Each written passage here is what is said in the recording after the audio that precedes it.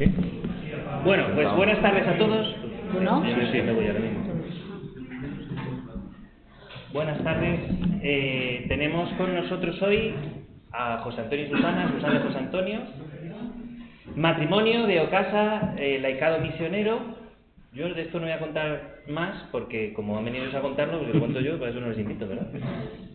La mejor presentación que puedo hacer de ellos es que cuando yo les pido algo, siempre me dicen que sí. No sé si hagan lo mismo con vosotros, eso ya no lo sé. Pero yo cuando les pido algo siempre me dicen que sí, cosa que desde mi posición se agradece mucho, porque no creáis que todo el mundo dice que sí.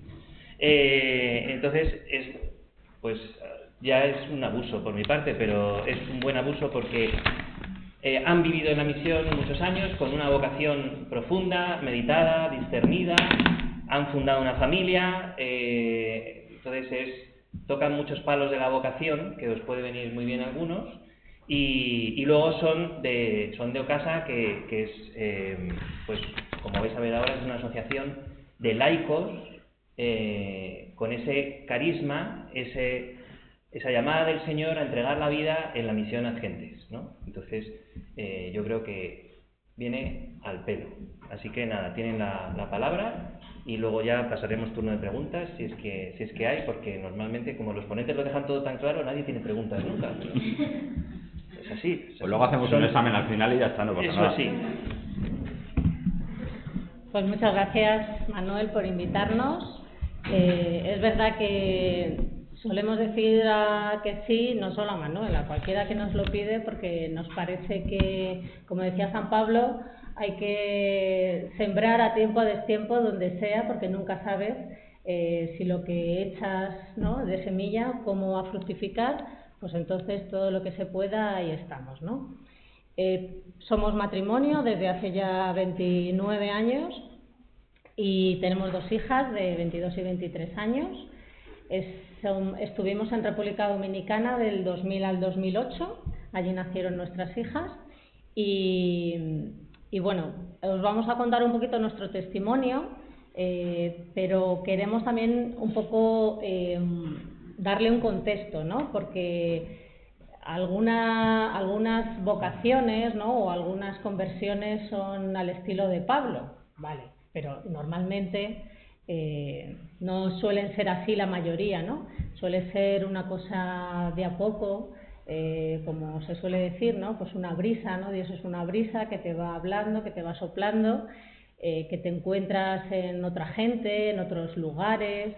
Y bueno, pues vas escuchando y si abres los oídos y estás atenta, pues terminas por oír, ¿no?, lo que te tienen que decir. Pertenecemos a una asociación de misioneros y misioneras laicas, desde que se fundó en el año 1957 por una laica. Luego hemos dejado aquí unos folletitos. Y bueno, pues la coordinamos, la dirigimos, pues todos los miembros de la asociación. Al principio fueron mujeres de Acción Católica, la fundó una laica, Conchita Sanchís, y fueron mujeres de Acción Católica las que, bueno, pues a una llamada del arzobispo Morcillo salieron a misión a América Latina, porque Ocasa en sus inicios era obra de cooperación apostólico seglar con Hispanoamérica. Ahora ya eso no lo usamos, sino es Ocasa, ¿no?, como un nombre entero. Y bueno, fueron unas mujeres pioneras porque pensad en el año 1957, antes del Concilio Vaticano II, y unas mujeres escucharon esa llamada y dijeron, pues aquí estamos, para allá que nos vamos. ¿Cuándo? Se iba en barco y se tardaba 3 meses en llegar de España a América Latina, ¿vale? Y se escribía en cartas, ¿no?, lo digo por los más jóvenes, se escribían cartas que tardaban meses en llegar, meses en volver. Bueno, pues ahí fue pues a los signos de los tiempos. Después salieron los primeros matrimonios, luego ya hombres solteros también. Y bueno, pues formamos una familia diversa en Ocasa y nuestro trabajo tiene esas dos líneas, ¿no? Por un lado, la misión a gentes fuera, en África y en América Latina, y por otro, la misión aquí, porque bueno, pues hay que hacer animación misionera para que otros escuchen la llamada de Dios si es que Dios les está llamando. Entonces queríamos hablar, contextualizar un poco nuestro testimonio, porque sí que nos gusta decir que, o sea, nosotros un día no dijimos, vámonos a ir de misión. No, o sea, esto es un proceso, y luego veréis que se va repitiendo, ¿no? Y que no es una cosa pues de un día y luego ya me volví y se acabó, ¿no? La vocación, no hace falta que lo leáis, eso como luego va a estar colgado, si os interesa pues lo leéis y si no, nada. Simplemente por hablar de la vocación, ¿no? Como una llamada una llamada que te hace Dios y que te hace personalmente, ¿no? Que no es algo que a mí me apetece, que también, por supuesto, Dios nunca nos va a obligar a hacer algo que no queramos ni para lo que no estemos preparados, ¿no? Pero sí que es una llamada que Dios nos hace y es una llamada muy personal. Y aquí os pongo, porque no sé si tenéis algún pasaje bíblico que para vosotras y vosotros es como ese que os ha, ¿no?, removido desde el principio, ¿no? Bueno, ahí os hemos puesto algunos relacionados con la llamada del Antiguo y del Nuevo. A mí particularmente tengo dos que desde el inicio, desde que iba a los grupos de jóvenes, ¿no?, porque bueno, somos gente de parroquia, allí nos conocimos y vamos, yo entré con 6 años en la parroquia para hacer la comunión y desde entonces ya no he salido de una parroquia, ¿no? Hemos estado en diferentes, pero ya no he salido de una parroquia. Y para mí dos son la de Jeremías. Siempre he sentido esa de: antes de que te formaras en el vientre de tu madre, yo te llamé, te escogí, ¿no? Bueno, pues yo cuando me encontré con Jesús en los grupos de jóvenes, pues ahí sentí que Dios me llamaba, ¿no? No sabía todavía para qué, pero sí que me había llamado por mi nombre y que me pedía que fuera discípula suya, ¿no? Y la otra es la de Pablo, la de 1 Corintios, que dice: ay de mí si no evangelizara, ¿no? Que tiene un poco que ver con lo que decía Manuel, de que siempre decimos sí, ¿no? Y a mí a veces, esto aunque suene un poco poético, ¿no?, porque luego la vida, el día a día también es duro, ¿no?, pero me llama, me quema, ¿no?, el transmitir un tesoro que para mí es muy importante y bueno, siento esa necesidad de transmitir lo que soy, lo que he vivido, ¿no?, y lo que, bueno, pues es enamorarse de Jesús, porque bueno, todos tenéis experiencia que al principio vas a los grupos y tal, ¿no? Pero bueno, poco a poco vas teniendo ese encuentro personal con Jesús, ¿no? No sé si alguna la conocéis, si tenéis alguna que así sea como vuestro pasaje así fuerte. Esto no va a ser solo que José y yo demos la chapa, ¿eh?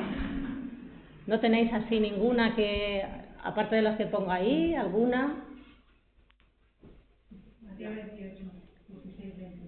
¿De cuál es? Pues lo veis por todo el mundo, el mandato misionero, pero a mí me gusta la frase final de que yo estaré con vosotros hasta el final de los días. ¿Alguna más que os acompañe? Bueno, seguimos entonces. La de San Francisco Javier, la que decía: he decidido de ganar el mundo, al final lo dice mejor. Y eres el evangelio de hoy. Exacto. ¿Sí? Bueno, pues son esas. Al final también esto es una manera de decir que nuestra vocación también está conectada con la palabra de Dios y que es escucharla, ¿no?, para ver lo que nos va diciendo y cómo nos va tocando. A cada uno y cada una nos va a tocar de una manera diferente, porque nos va a llamar de maneras diferentes, pero es estar a la escucha.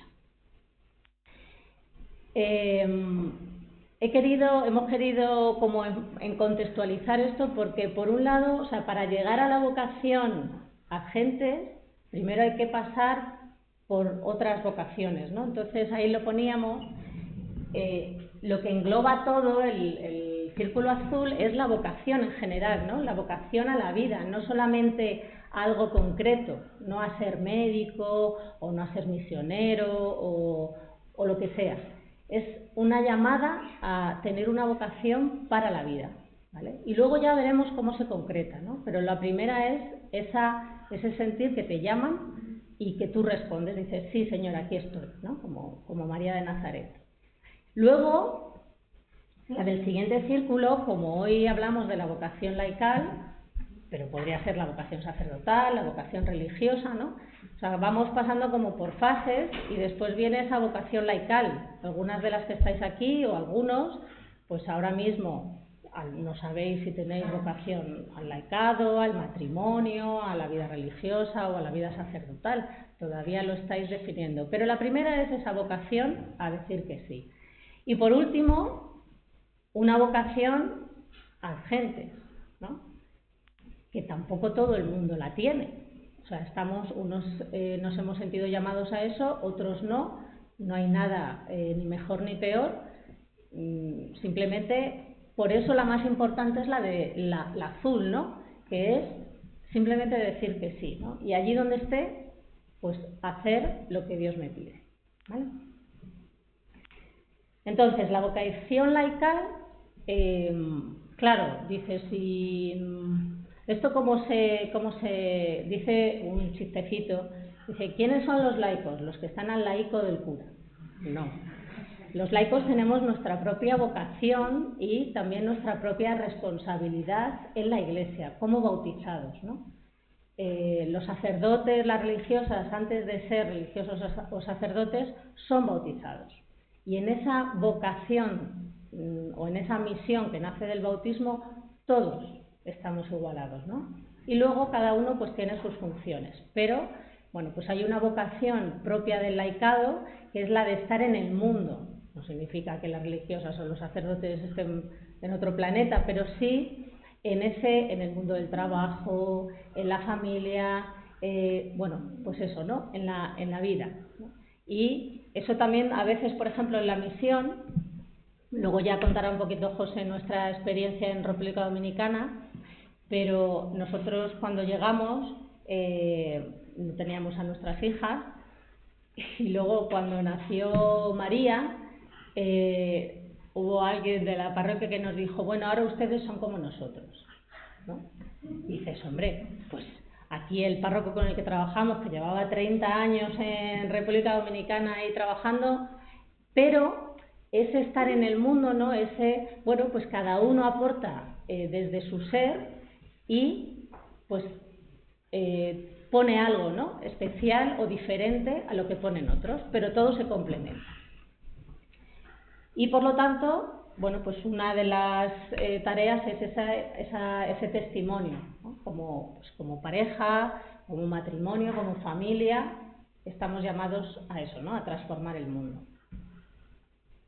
Esto también lo queríamos traer aquí, que parece un poquito así como académico, ¿no? Pero no, porque también nos invitamos a leer esos documentos de la Iglesia, que son muy ricos, muy inspirados también, que nos pueden también ayudar a ese discernimiento en nuestra vocación, ¿no?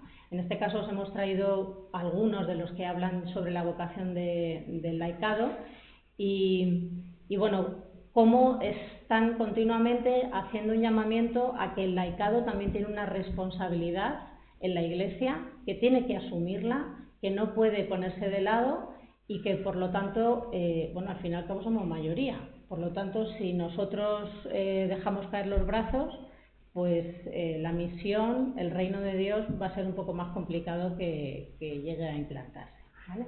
Entonces, bueno, desde el principio, fijaos, desde el Lumen Gentium que del año 64, pues ahí hasta hace poco con el Papa Francisco, pues siempre hay un llamamiento a los laicos a descubrir su lugar en el mundo y en la Iglesia. Aquí, aunque si luego no hacéis preguntas, ahora no las vamos a hacer, ¿vale? Pero si luego no hacéis preguntas, pues os las vamos a hacer nosotros. Así que ahí luego volveremos sobre ellas para que, bueno, pues también podamos compartir lo que tenemos cada uno, ¿no? Porque, bueno, nosotros traemos aquí nuestra experiencia, que no es ni mejor ni peor, es una experiencia más. Lo que os valga, os vale, y si no os vale nada de lo que os contemos, pues habéis perdido una hora de vuestra vida y ya está, ¿qué le vamos a hacer? ¿Vale? Y luego ya la vocación laical a la misión ad gentes, ¿no? Aquí un tema importante es la formación. O sea, los laicos no podemos caer como paracaídas en los lugares de misión. Es muy importante saber quiénes somos, a dónde vamos, con quién nos vamos a encontrar, qué se nos está pidiendo cuando lleguemos y, bueno, pues eso, ¿no? Que no podemos caer como paracaidistas y llegar allí y hacer lo que hacemos aquí. Pues no, porque hay una parte que se llama enculturación, que es, pues como Jesús también, ¿no? Es una especie de encarnación, ¿no? Igual que Jesús encarnó en un cuerpo, en una familia, en una cultura, ¿no? Y desde ahí evangelizó, pues nosotros también cuando llegamos a un lugar tenemos que primero, como decía nuestra fundadora, ver, oír y callar, ¿vale? Lo primero, el primer año, ver, oír y callar, porque tienes que empaparte pues del pueblo, ¿no? De la gente, de cómo piensa, cómo siente, por qué hace lo que hace, ¿no? Porque al principio, si no, sin esa formación, sin ese discernimiento, sin ese acompañamiento en el antes de salir a la misión, pues te puedes hacer también mucho daño. No solamente equivocarte así como errores flojos, no, puedes hacer también mucho daño. Entonces es muy importante el tema formativo. Luego los desafíos que a veces también enfrentamos, bueno, eso todos los misioneros, ¿no? Pero el tema cultural, el tema de la lengua, si vas a un país donde no se habla castellano, las diferencias sociales, ¿no?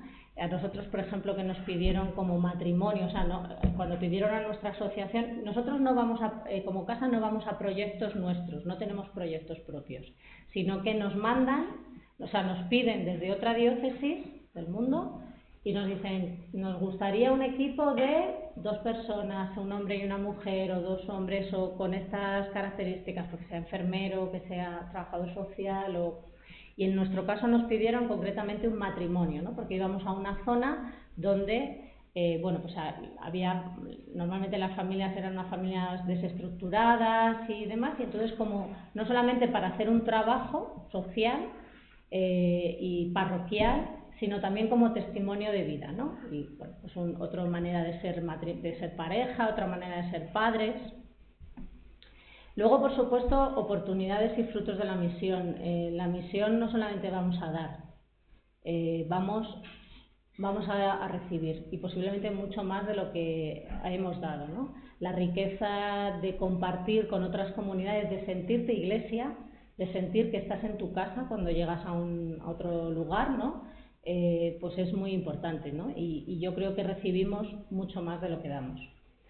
Y la última frase de la importancia del apoyo de la comunidad parroquial y de la oración en la misión es porque, aunque yo he dicho al principio que la llamada es personal, pero al mismo tiempo la llamada es en una comunidad, ¿no? En una comunidad parroquial o de un movimiento o de una congregación, ¿no? Es decir, los misioneros y las misioneras nunca son enviados solos, los envía la comunidad, de comunidad a comunidad. Entonces, la decisión también y ese discernimiento es bueno que lo vivamos también en nuestro grupo, en nuestra parroquia, allí donde estemos, ¿de acuerdo? Para que también la propia comunidad nos ayude en ese discernimiento, ¿vale? Porque podemos equivocarnos. A veces si uno solo lo hace consigo mismo y dice, sí, Dios me ha llamado, ¿no? Me está llamando. Bueno, contrasta, ¿no? Yo creo que eso también es importante. Y por eso hay que sentirse enviados. Nosotros, como decimos, bueno, además nuestro carisma, aunque estamos en una parroquia aquí en Madrid, salesiana, por diferentes circunstancias cuando volvimos de Dominicana, terminamos ahí, pero nosotros tenemos un carisma diocesano. y nos sentimos enviados por nuestra diócesis a otra diócesis y por nuestra comunidad parroquial también, ¿no? Y el mantener esa relación con tu comunidad de origen, de alguna forma también evangelizando a los que se quedan aquí para que bueno, vivan también la misión, aunque sea a través de ti.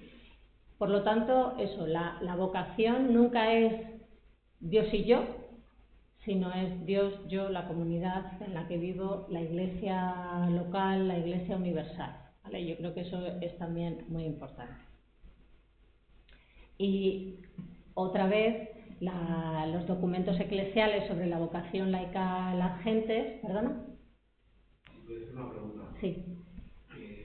¿Vosotros concretamente os sentisteis llamados a la misión por algo en concreto? Pero es una pregunta demasiado personal, ¿no? Pero me gustaría saber si visteis en algún hecho, alguna vivencia, y vosotros como matrimonio estáis siendo llamados por el Señor pues a la misión. Sí, bueno, luego lo vamos a decir, sí, tuvimos, a ver, no fue, eso es lo que decía, ¿no? No fue como Pablo, fue un proceso así de a poquito, pero sí, luego os lo contamos, ¿no? Lo vamos a contar en el pre. Sí. Vale, entonces, igual, documentos, de verdad, bucear en los documentos eclesiales que son muy ricos, que nos van a ayudar también a conocer cómo discernir esa vocación, y si no la tenemos, pues no pasa nada, al menos son documentos muy, muy interesantes, ¿vale? Y aquí ya empieza nuestra experiencia vocacional, ¿no? Abajo que ponemos pre, durante y post, vuelvo a insistir, y esto quiero insistirlo mucho, ¿no? Porque es verdad que a veces hemos tenido experiencia de personas que se acercan a nuestra asociación, ¿no? Y quieren ser misioneros, ¿no? Y quieren salir a la misión, y además quieren salir mañana, y quieren ir además a África, y tiene que ser a Kenia, y dices, bueno, espérate un momento, ¿no?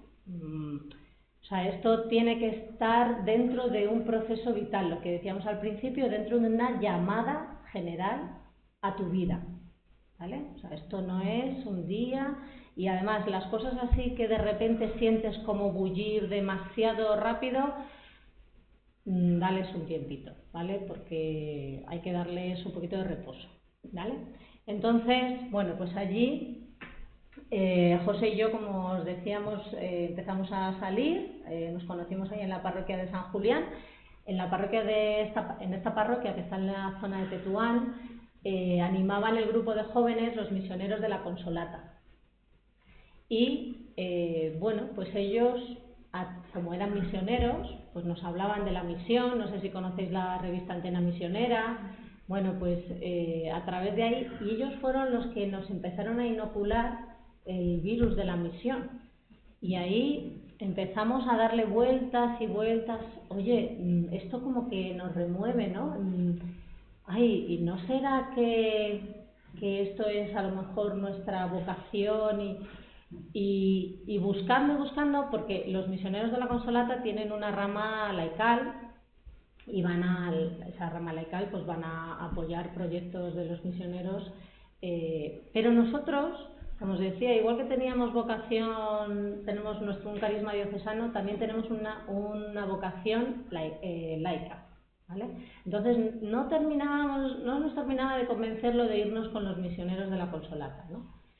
Y casualidades de la vida o los caminos de Dios que te los va poniendo así, nos encontramos con Ocasa, y entonces cuando empezamos ahí dijimos, esta es nuestra casa, porque es de laicos para laicos, aquí nos sentimos como en nuestra salsa, ¿no?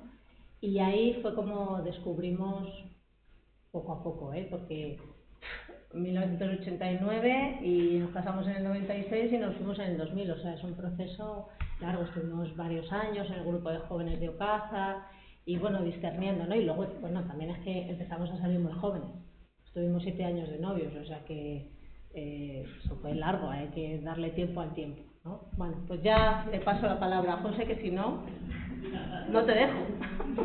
Yo voy rápido porque si no... bueno, como os ha dicho Susana, el gusanillo de la misión nos lo metieron los misioneros de la Consolata, porque nos hablaban de misión y eso fue un poco lo que fue inflamando esa llama ahí dentro de nosotros, ¿no? No quita que nosotros, yo me voy a poner de pie, que sentaste muy cómodo.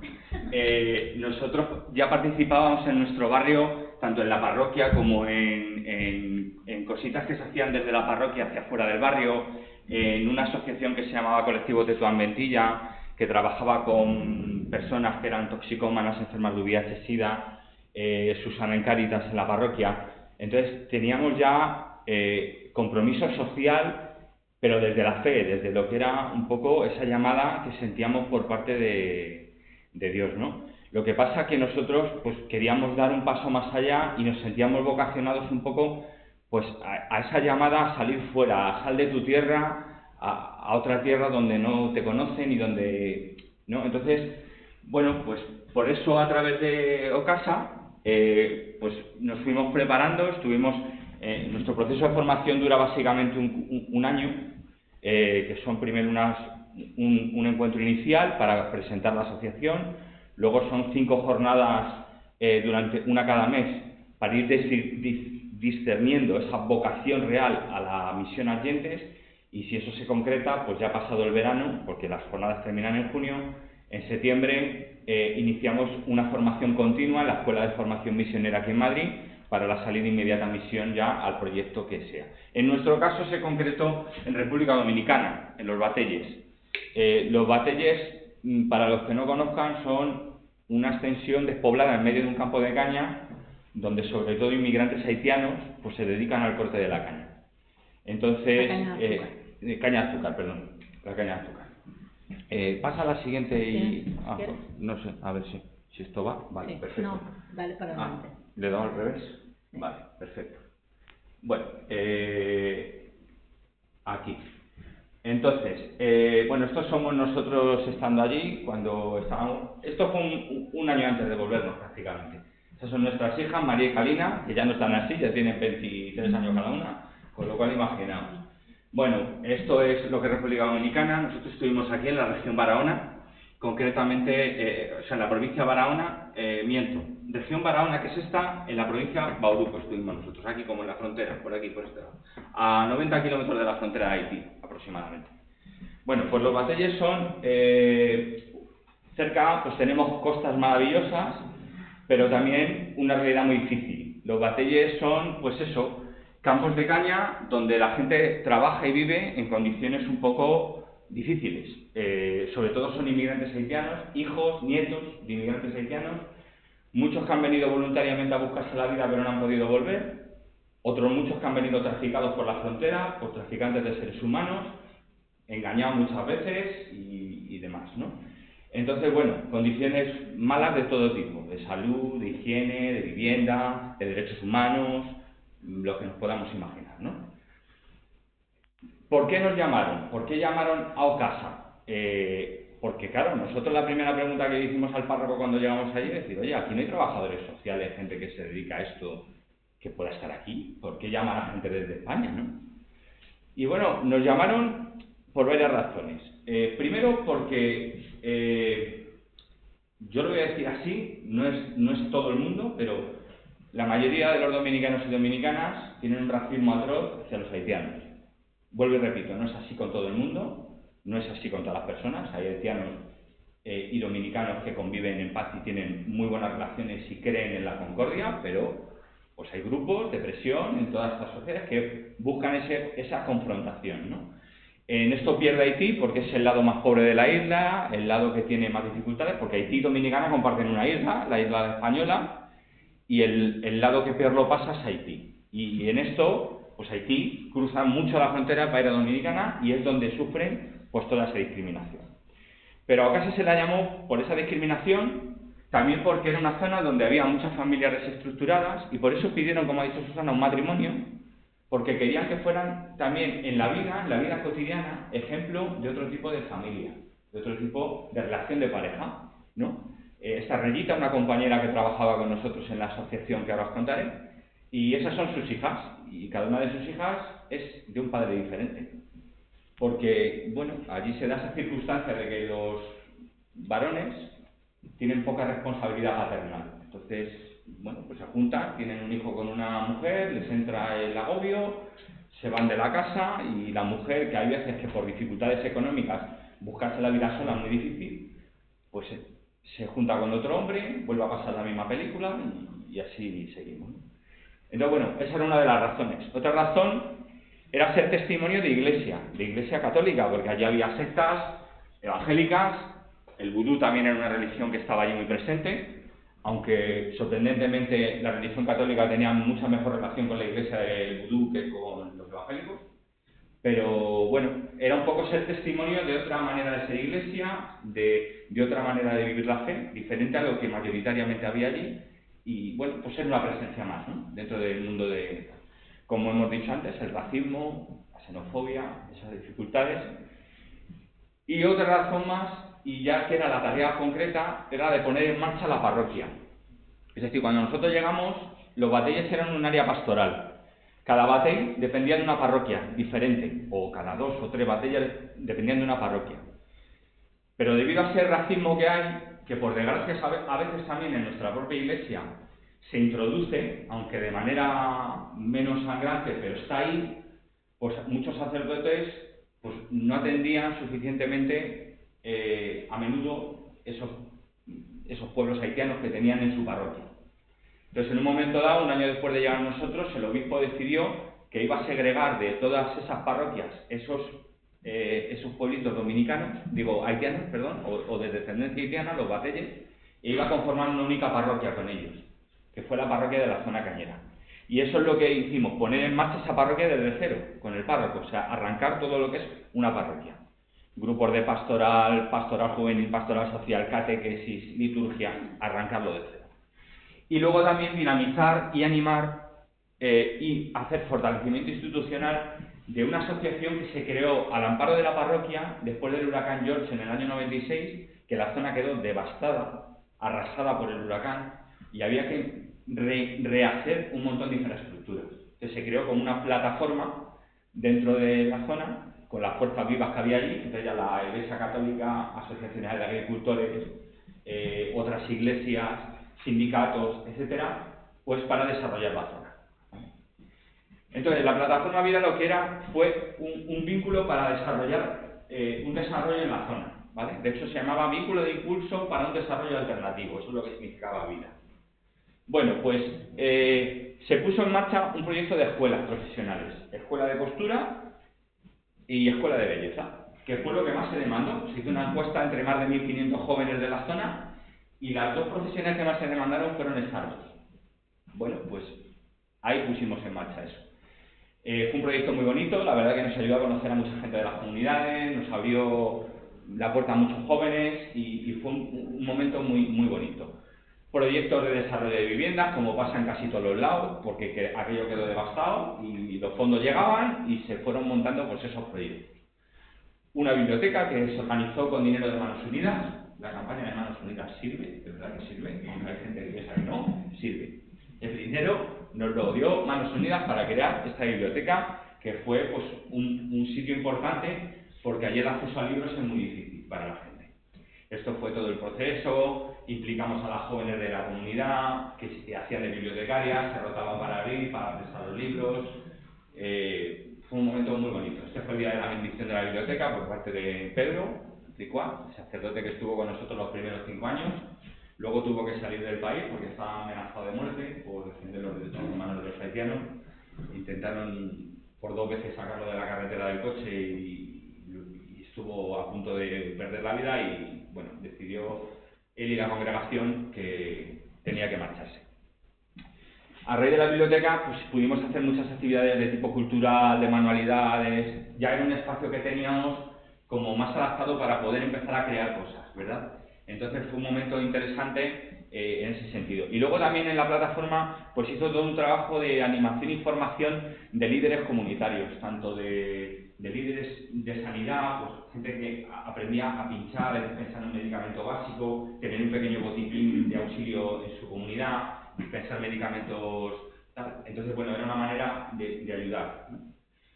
También Susana estuvo muy vinculada en la directiva para ayudar un poco a fortalecer el aparato directivo de la asociación, para que cuando nosotros no estuviéramos, porque nosotros como asociación estamos hasta un máximo de 12 años en un proyecto.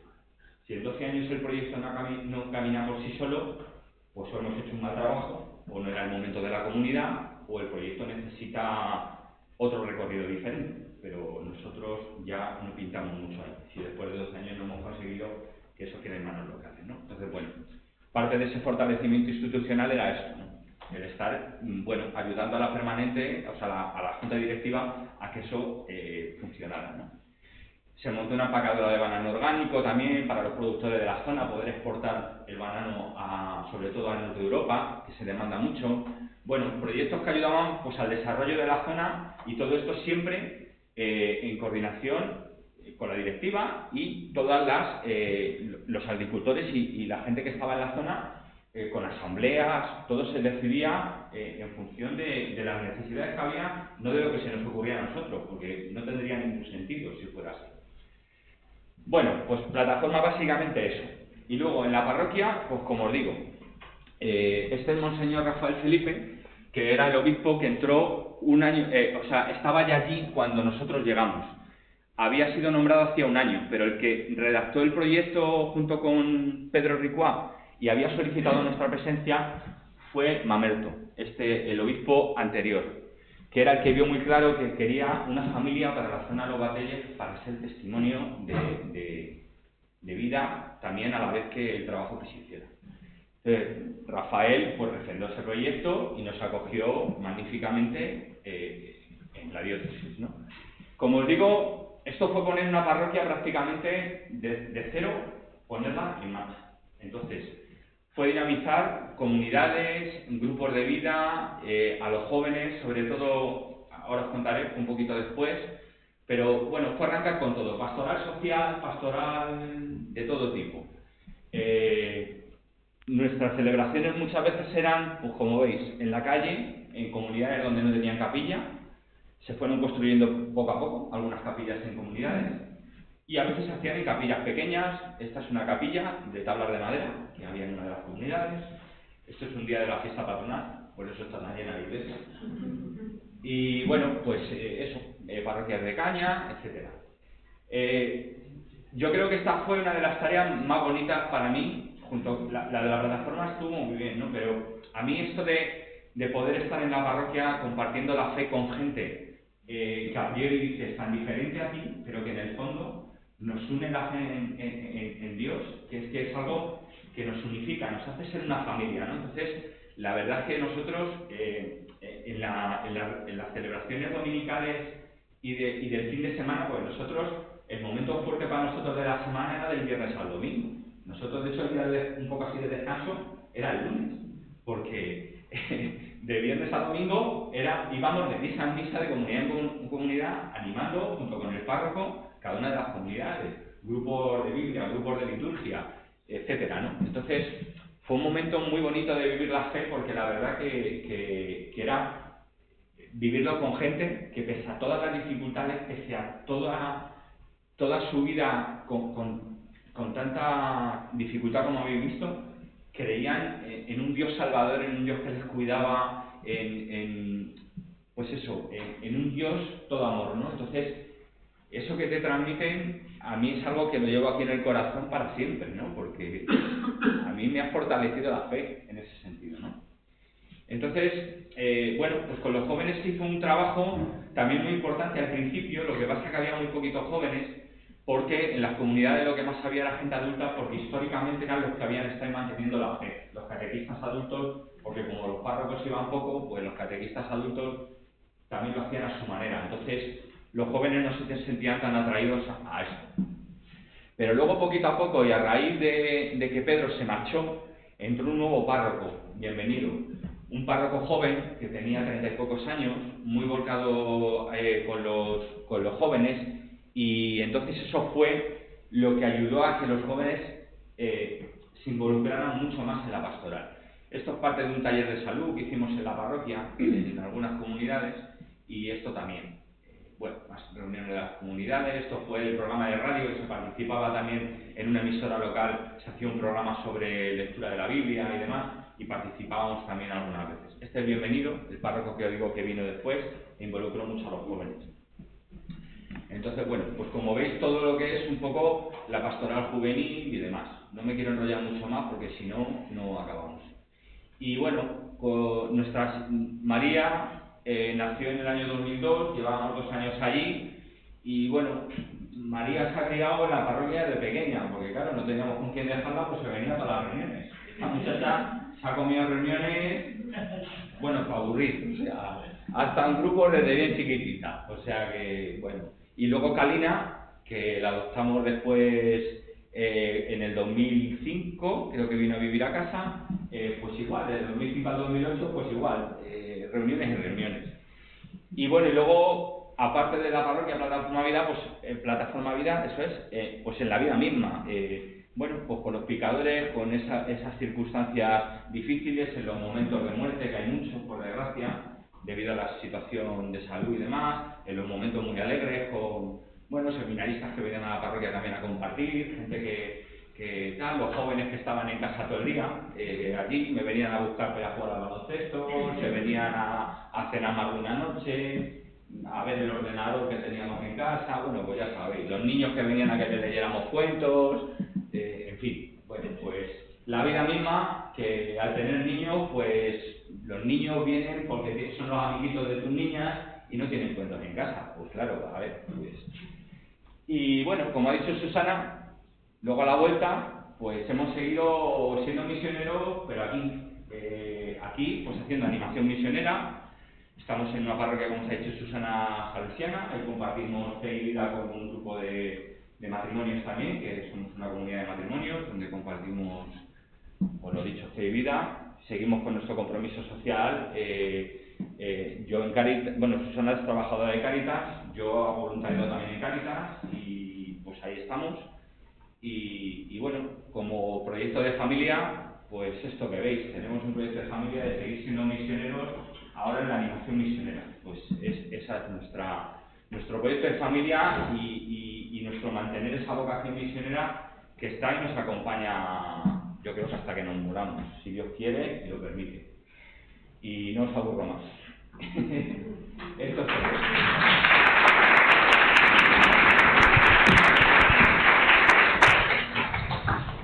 Bueno, pues ahora... Uy, qué alto está esto, por Dios. Ahora vienen las preguntas, para que haya respuestas. Eso sí, las preguntas tienen que ser al micrófono, ¿vale? Porque si no, en la grabación luego no se os oye y parece que están contestando a los fantasmas.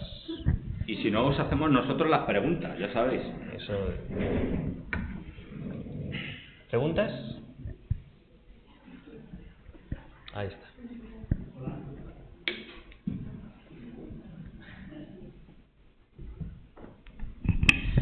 Hola, soy Enrique. Nada, quería agradeceros la presentación, la verdad que motiva mucho, dan ganas de coger todo e irse para allá, formándose bien, lógicamente, previamente, ¿no? Una cosa que me ha llamado la atención, los haitianos con los dominicanos, aparte del idioma, que entiendo que también es distinto porque allí es inglés, ¿no? En Haití. Francés. Ah, es francés, perdón, creol. francés, efectivamente. Francés Sí. y creol. ¿Tienen también físicamente, o sea, son muy distintos también? O porque esa discriminación que tienen unos con otros, en principio es por forma de ser, por cultura, por religión, por idioma, por un poco Bueno, todo. es una... En Una toda mezcla de discriminación, sí, es una mezcla. Bueno, realmente es verdad que en general, esto tampoco lo cojáis así como escrito en piedra,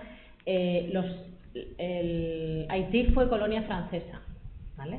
Y bueno, en un momento dado todo era español, pero luego Haití fue colonia francesa, la parte de dominicana colonia española, y los españoles nos mezclamos más, y entonces en Dominicana puedes encontrarte desde el blanco más blanco hasta el negro más negro, ¿no? Mientras que en Haití los franceses no se mezclaron tanto y la gente en general también te puedes encontrar de todo, pero bueno, Pero no tanto por eso es la diferencia, ¿no? En la época de Trujillo y de Duvalier, que fueron los dos dictadores que hubo en ambos lados de la isla, siguieron el mismo lema de une a tus enemigos, busca un enemigo y desvía la atención sobre ellos, ¿no? Y entonces Trujillo enfocó sobre todo su mirada sobre los haitianos que venían al corte de la caña y demás, pero diciendo que nos quieren invadir, quieren cogernos, ¿no? Pues eso, que querían que todo fuera Haití, etcétera, ¿no? Y a partir de ahí se hace todo un constructo racista, xenófobo, etcétera. De hecho, fíjate, cuando nosotros llegamos, Pedro Ricuá nos hizo dar un periplo por todas las parroquias de la diócesis. Estuvimos, 3 meses, una cosa así, de parroquia en parroquia. En cada parroquia estábamos como 5 días, más o menos, ¿no? Que fue estupendo porque conocimos ya a todo el mundo, a toda la diócesis. Y llegamos a una comunidad, Tamayo, que estaba a 8 kilómetros del Batey 5, que era donde nosotros íbamos a vivir. Y un niño de la parroquia, estábamos ahí en la casa parroquial, y un niño se acercó, estábamos charlando con él, niño de 7 años. Y entonces dice, ¿y ustedes dónde van a vivir? Y dijimos, pues ahí en el Batey 5. Pero ahí viven haitianos, y los haitianos comen gente. Estamos hablando del año 2000, ¿no? Entonces hay una inoculación. Los haitianos huelen mal, los haitianos son de lo peor, los haitianos tal. De hecho, todavía a día de hoy, por desgracia, la vida de un haitiano no tiene mucho valor en República Dominicana, ¿no? Y solo hay que ver el trato que se les da en los ingenios azucareros, ¿no? Porque, bueno, todavía nosotros donde estábamos el ingenio era público, era estatal, pero hay ingenios azucareros privados donde es un régimen de esclavitud total, ¿no? De esclavitud, maltrato, abuso y todo, ¿no? Entonces es un tema histórico, bueno, pues de un dictador que quería, en vez de que la gente fuera contra él, dijo, voy a buscar un enemigo, otro enemigo, y sobre ese enfocamos la mirada. La visión es mutua, porque luego en los años 80 hubo mucho flujo de migración de mujeres dominicanas a Haití para ejercer la prostitución. Y ha quedado también esa imagen de que la dominicana es prostituta. Entonces, hay esa mala visión de unos sobre otros. Ya os digo que no es de todo el mundo, que hay mucha gente que, gracias a Dios, mira con otros ojos. Mucha es gente de la Iglesia Católica, aunque el virus del racismo se mete en todas las esquinas, pero gracias también a la Iglesia y a mucha gente de Iglesia, esa visión se va intentando cambiar. Pero bueno. Y de hecho uno de nuestros trabajos también fue, al crear la parroquia, que la parroquia se insertara en la vida diocesana, ¿vale? Porque los bateyes eran área pastoral, la llevaba Pedro Ricuá, y ellos, digamos, tenían una vida muy, casi de gueto, ¿no? Y hubo que hacer un trabajo no solamente de que la diócesis acogiera a la gente, ¿no?, de la parroquia de San Martín de Porres, sino que también la propia gente de la parroquia San Martín de Porres quisiera también, ¿no?, porque ese prejuicio a veces también es mutuo, ¿no? Y ese trabajo de inserción, de que todos somos iglesia, de que todos somos uno, pues ahí también fue un trabajo importante, ¿no? Hay algunas experiencias un poco negativas, pero sí. ¿Llegasteis a cruzar a Haití vosotros? Sí, también. Sí. Pedro Ricuá también nos hizo viajar a Haití.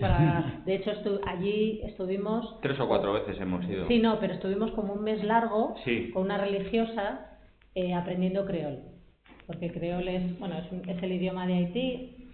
Fonéticamente se puede parecer al francés, pero no tiene nada que ver gramaticalmente.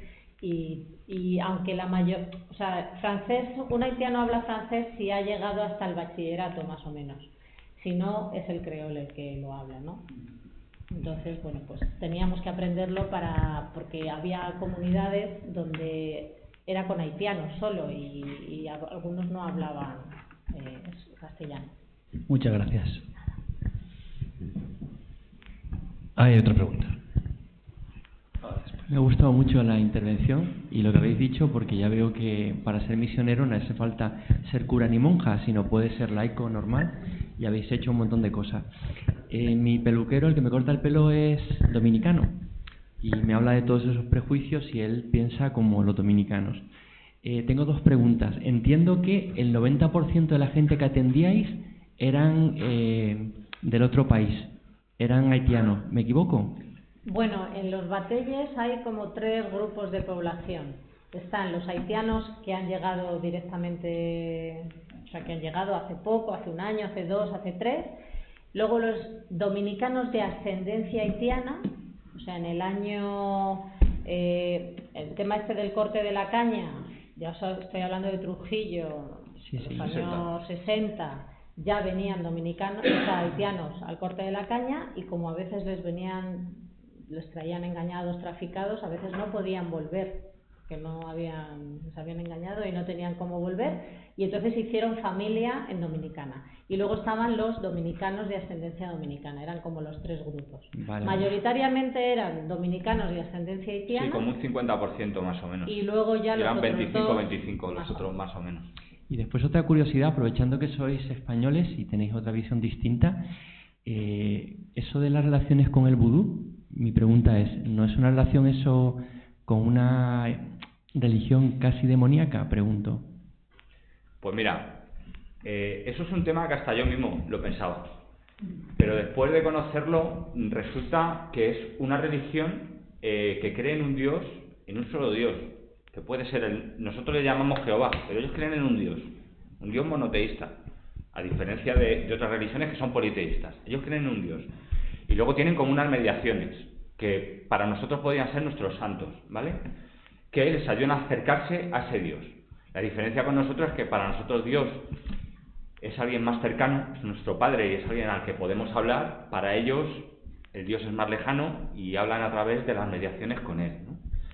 Pero son muy respetuosos, por ejemplo, con el catolicismo, porque tienen una visión muy parecida a nosotros en ese universo cosmológico de la fe, ¿no?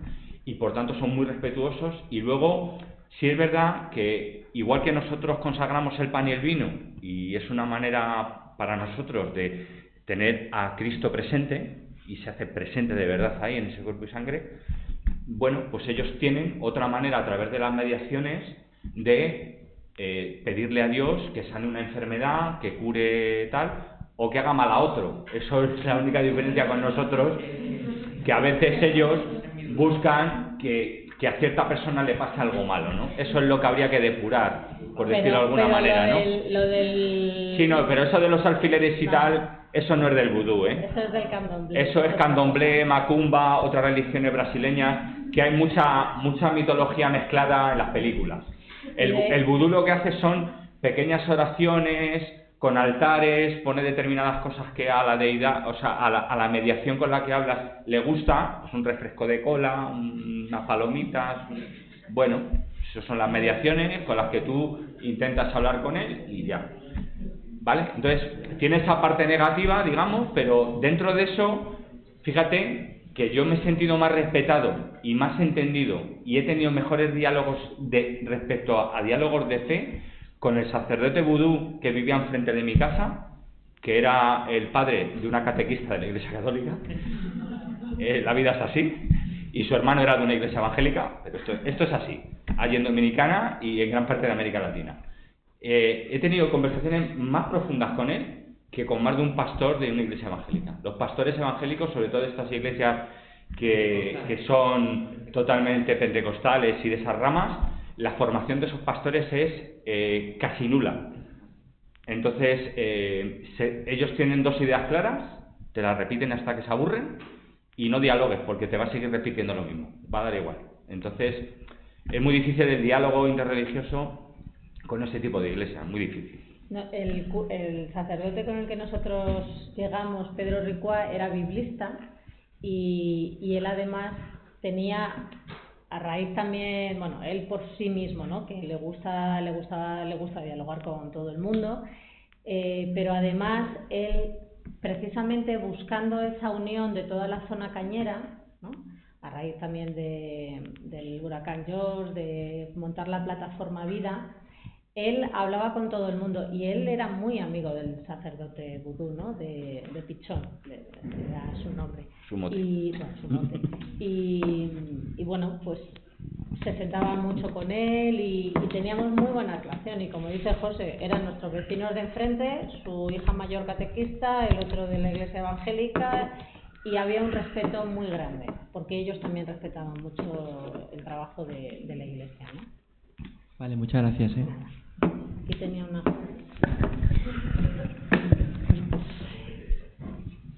Bueno, sí, será interesante, ¿no? Bueno, muchísimas gracias por vuestro testimonio.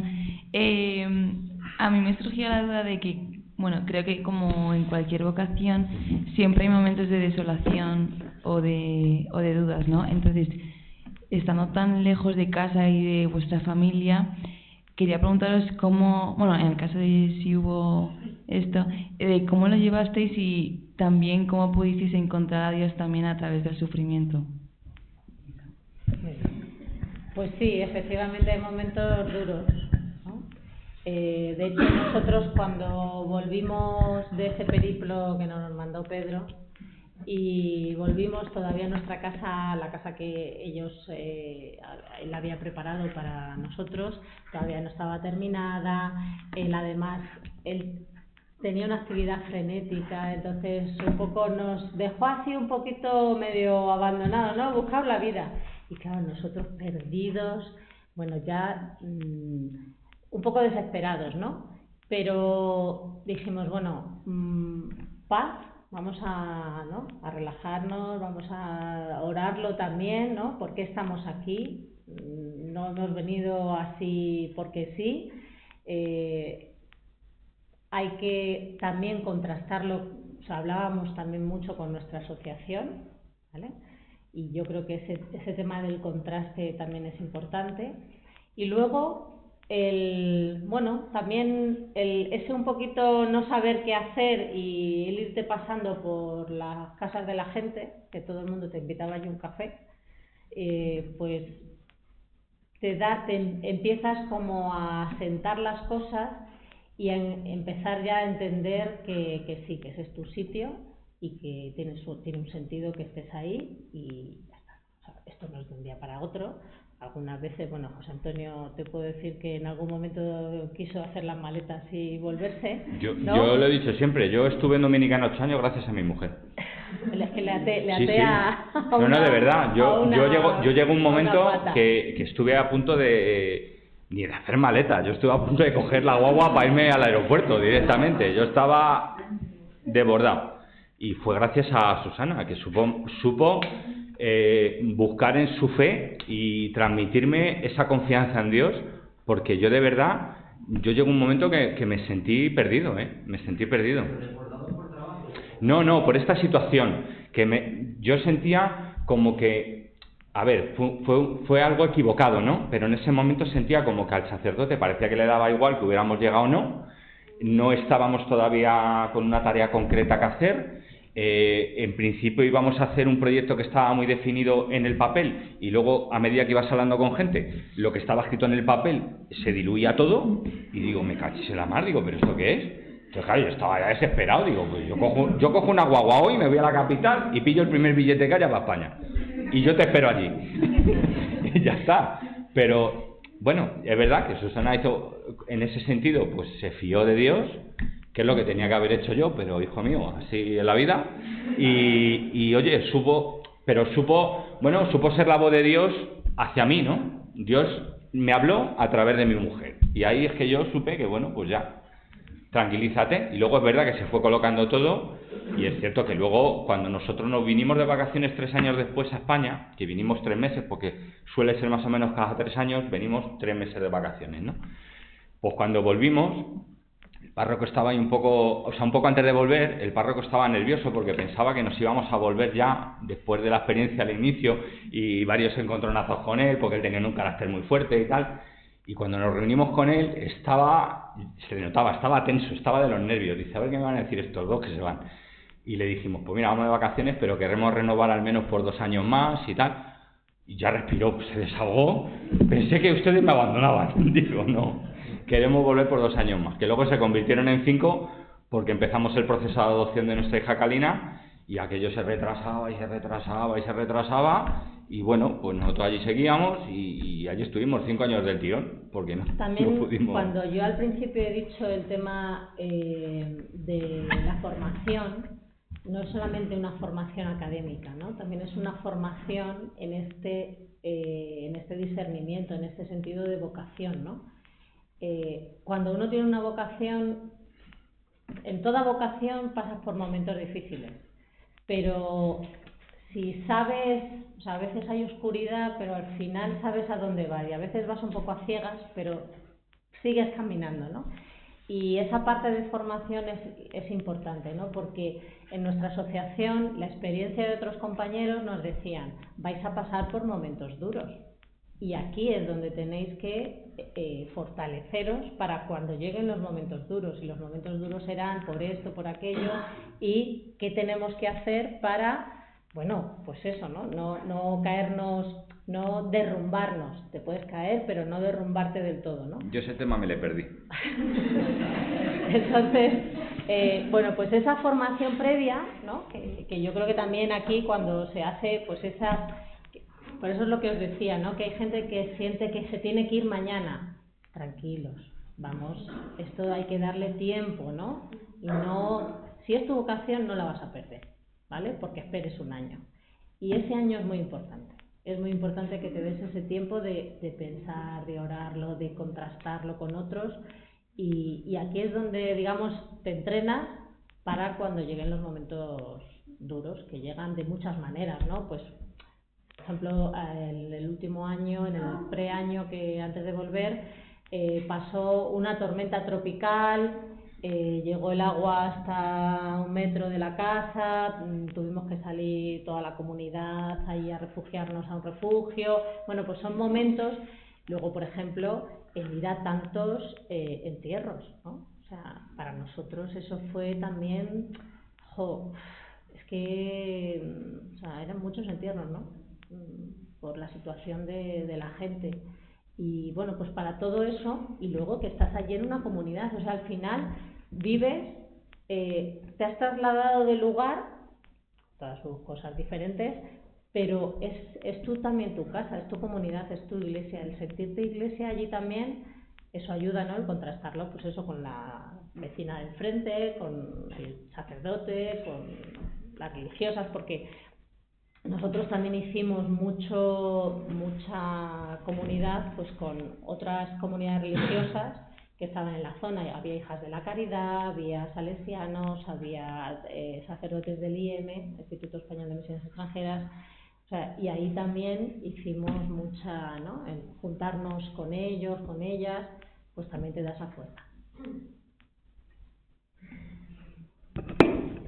Yo tengo curiosidad por una cosa mucho más mundana, que es de qué vivíais.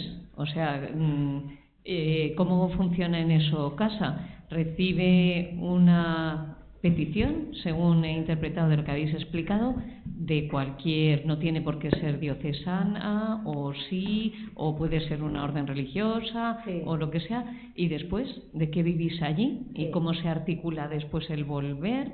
Digamos, en el plano más material y mundano. Como son envíos diocesanos, es la diócesis de allí que pide a la diócesis de aquí. Pero, en nuestro caso, por ejemplo, fue Pedro Ricuá, que era desde la Congregación Inmaculado Corazón de María, que hace un proyecto, se lo presenta al obispo de allí, a Monseñor Felipe. Monseñor Felipe le da el ok, lo envía aquí. Nosotros, nuestra asociación dice, vale, va en la línea de Ocasa ese proyecto, con la delegación de misiones, porque somos misioneros diocesanos, contactamos también, y entonces, el compromiso lo firma el obispo de allí, el obispo de aquí, a través de la delegación. A través de la delegación, y entonces, esto también ha ido cambiando con el tiempo. Al principio, era dependiendo de la diócesis, hay diócesis que se involucran más con sus misioneros laicos y otras menos, y hay hay un compromiso por parte de la diócesis que te recibe de darte una manutención que no es un salario, es es un dinero para la manutención.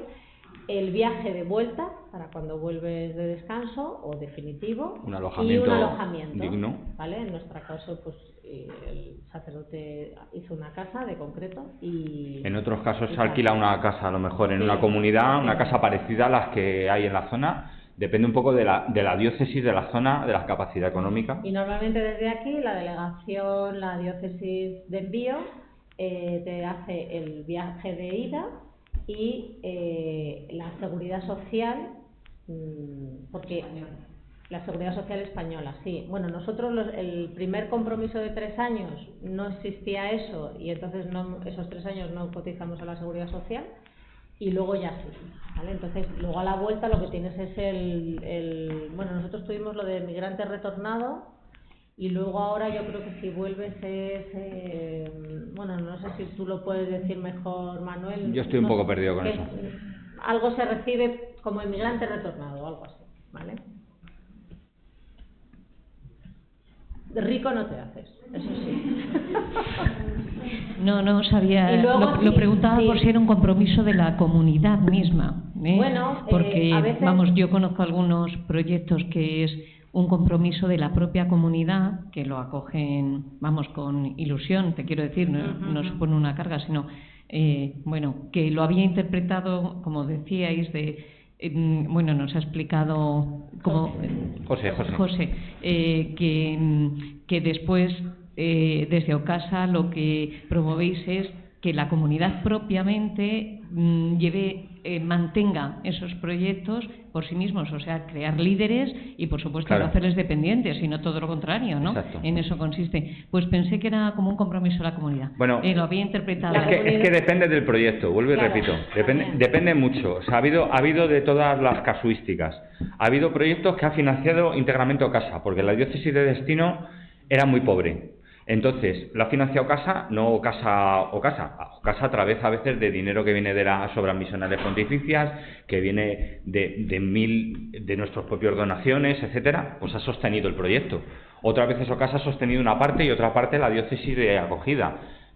Cuando hay que comprar un vehículo, pues normalmente nosotros compramos un vehículo que hacía falta renovar, porque el que teníamos tenía 25 años, el pobre que daba pena, y se hizo un proyecto Adveniat a la Conferencia Episcopal Alemana, que suele financiar, tiene un área que financia proyectos de este tipo. Entonces, pues bueno, Adveniat nos financió la furgoneta, concretamente, Manos Unidas a la biblioteca. Pero como criterio general hay un compromiso mutuo, tanto la diócesis que te envía, a través de como sea, y la diócesis que te recibe. Eso es. Gracias. Bueno, muchas gracias.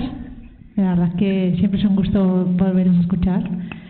Y nada, quería que si podíais comentar un poquito, que habéis dicho que primero tuvisteis a vuestra hija María y luego adoptasteis a Karina, ¿no? Kalina. Si podíais contar un poquito, ¿no? Cómo fue, porque yo sé un poquito que os he escuchado, pero si lo podéis compartir, ¿no? Bueno, a ver, nosotros ya teníamos a María, nació en el 2002. Y bueno, en el 2005, pues un poco había una serie de personas acogidas en Casa de Pedro por haitianos que estaban en la zona que, a ver si me explico. En el año 2024. En el año 2004. Eso, perdón, 2004. En el año 2004, en un pueblo cerca de la frontera con Haití, hubo una riada enorme y arrasó todo 2 o 3 barrios de un pueblo que desapareció la gente en las piedras prácticamente. Entonces hubo gente que quedó un poco desprotegida, sobre todo dominicanos, pero también muchos haitianos que estaban en la frontera, porque era un pueblo fronterizo. Y bueno, varias de esa gente acabó refugiada o acogida en la casa de Pedro, de nuestro sacerdote, como 20 personas. Y entre ellas pues estaba Kalina y una hermana de ella y bueno, con una tía, en fin.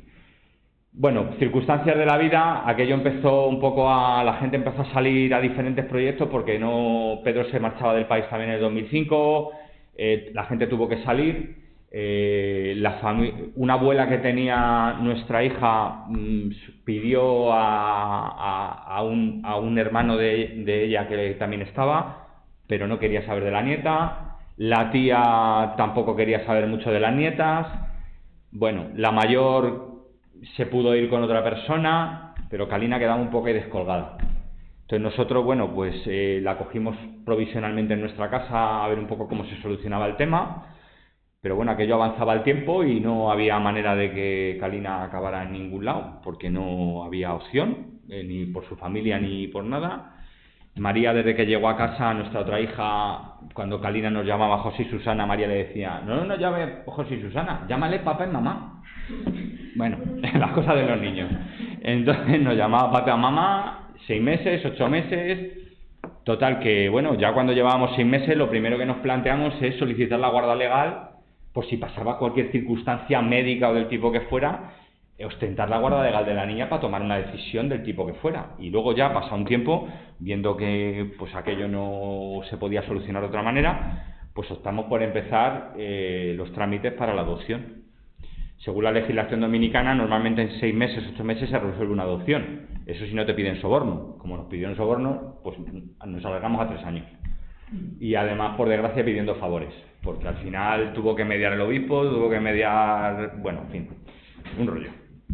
Pero bueno, pues ese fue un poco el proceso. Pues por las circunstancias. No es que nosotros no lo hubiéramos planteado nunca la adopción, porque además teníamos una niña, pero bueno, Dios te pone cosas en el camino, y hay que dar respuesta, ¿no? Entonces, bueno, pues ya está. Después de un año en casa, pues ya era nuestra hija.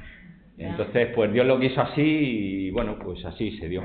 Entonces ese fue, así resumidamente, no voy a entrar en detalles porque me puedo tirar aquí hasta pasado mañana. Bueno, yo sé que os gusta mucho, pero si lo cuentan todo, pues ya no les volvemos a invitar nunca. Entonces hay que dejar algo ahí para, ¿sabéis, no? Para que cuando les volvamos a invitar no digan, ya nos lo contaron todo. Bueno, pues muchísimas gracias a los dos por vuestra generosidad, por abrir el corazón, por contarme y compartir vuestro testimonio misionero y vocacional. Y ya está. A los demás deciros, ¿qué os digo? No sé en qué día vivo, con lo cual imagínate.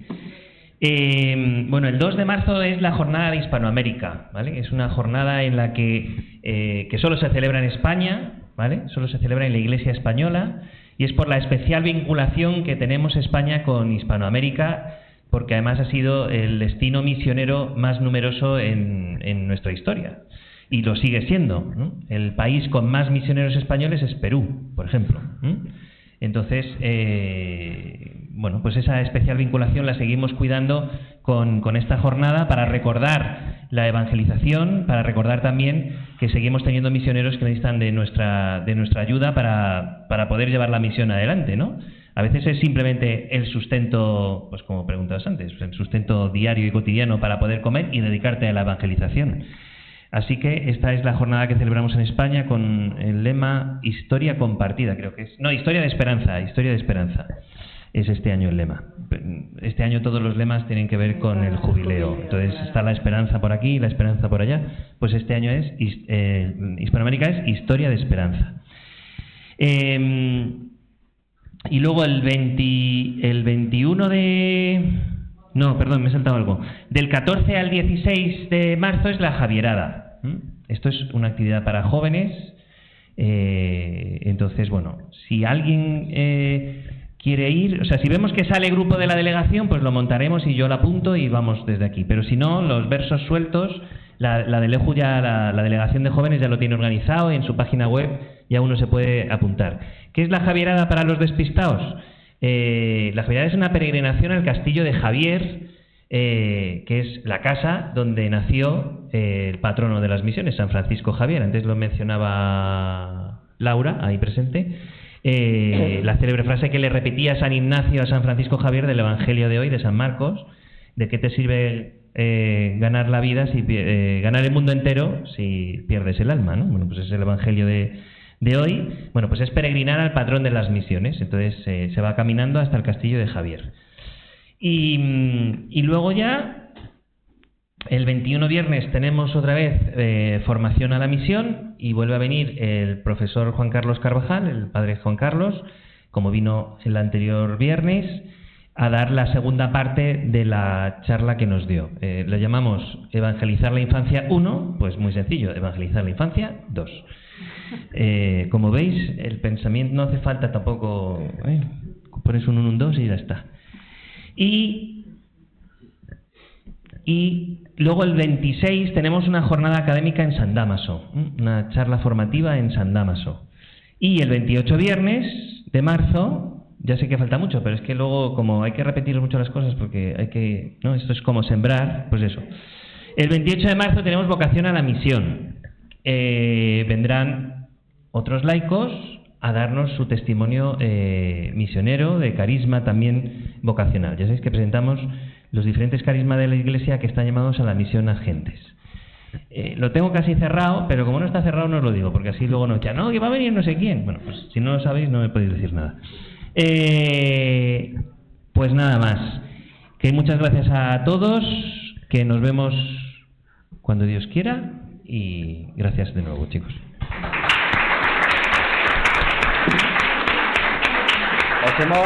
Os hemos dejado por aquí, para quien quiera, un folletito de la sociedad.